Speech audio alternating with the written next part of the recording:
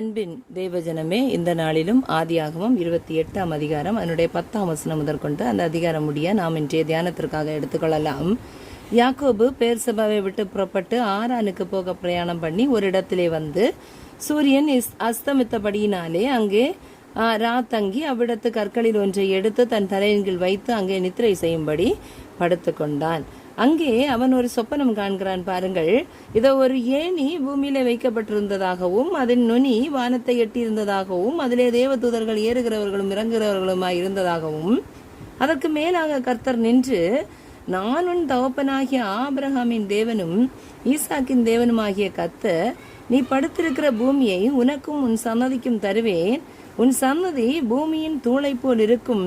நீ மேற்கேயும் கிழக்கேயும் வடக்கேயும் தெற்கேயும் 4 திசைகளிலும் பரம்புவாய். உனக்குள்ளும் உன் சன்னதிக்குள்ளும் பூமியின் வம்சங்கள் எல்லாம் ஆசீர்வதிக்கப்படும். நான் உன்னோட இருந்து நீ போகிற இடத்தில் எல்லாம் உன்னை காத்து இந்த தேசத்துக்கு உன்னை திரும்பி வர பண்ணுவேன். நான் உனக்கு சொன்னதை செய்யும் அளவும் உன்னை கைவிடுவதில்லை என்றார்.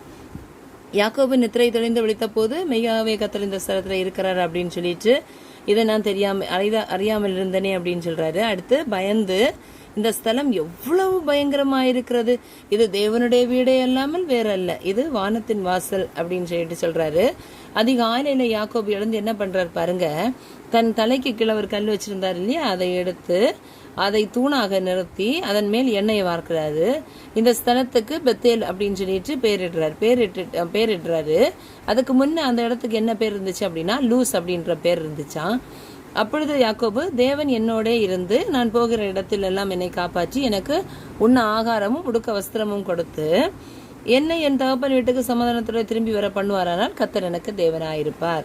நான் தூணாக நிறுத்தின இந்த கல் தேவனுக்கு வீடாக்கும். தேவரின் எனக்கு தரும் எல்லாவற்றிலும் உமக்கு தசம பாகம் செலுத்துவேன் என்று பொருத்தனை பண்ணி கொண்டார். பாருங்கள், அங்கே தகப்பனார் ஆகிய ஈசாக்கு யாக்கோபை ஆசீர்வதித்து அனுப்புகிறார். இங்கே தன்னுடைய மாமன் ஆகிய லாபானுடைய வீட்டுக்கு செல்லுகின்ற வழியிலே இருட்டானதினால் ஒரு இடத்திலே படுத்து தூங்குகிறார். அங்கே கடவுள் தரிசனம் கொடுக்கிறார். உன்னை உன் சன்னதிக்கும் உனக்கும் உன்னை ஆசிர்வதிப்பேன், பூமியின் தூளை போல உன் சன்னதி ஆசிர்வதிக்கப்பட்டிருக்கும் அப்படின்னு சொல்லிட்டு வார்த்தை கொடுக்கறாரு. அதே மாதிரி உன்னோட திரும்பி நீ இப்போ வேற இடத்துக்கு போற, உன்னை உன் தேசத்துக்கு திரும்பி வர பண்ணுவேன். நான் சொன்னதை செய்து முடிக்கிற வரைக்கும் உன்னை என்ன பண்ண மாட்டேன், கைவிட மாட்டேன் அப்படின்னு சொல்லிட்டு ஒரு வாக்குத்தத்தம் போல அவர் கொடுக்கறாரு.